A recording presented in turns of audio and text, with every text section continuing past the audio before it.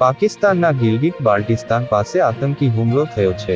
આ હુમલો ગિલગિટ બાલ્ટિસ્તાનના ચિલાસ કોહિસ્તાન જવાના રસ્તે લગભગ 15 કિલોમીટર દૂર પેસેન્જર બસ પર થયો હતો।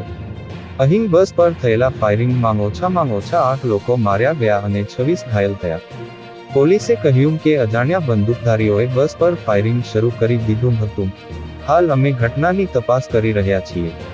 માહિતી આપતાં ડેપ્યુટી કમિશનર દિયામાર આરિફ અહેમદે જણાવ્યું કે બસ પર થયેલા હુમલામાં કુલ 8 લોકોએ જીવ ગુમાવ્યા છે, જેમાં 2 સુરક્ષાકર્મીઓનો સમાવેશ થાય છે અને એક નાગરિક સંરક્ષણ અધિકારી સહિત 26 લોકો ઘાયલ થયા છે।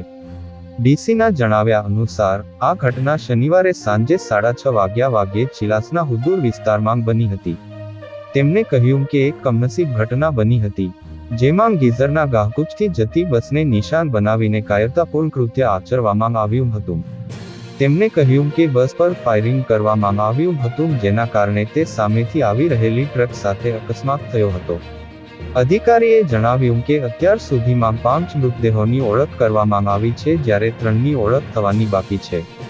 આમાંના મોટાભાગના લોકો પૂર્વ પાકિસ્તાનના છે। કાયરતાપૂર્ણ કાર્યવાહીમાં પાકિસ્તાની સેનાના 2 સૈનિકો પણ શહીદ થયા છે, જ્યારે સ્પેશિયલ સિક્યુરિટી યુનિટનો એક જવાન પણ ઘાયલ થયો છે।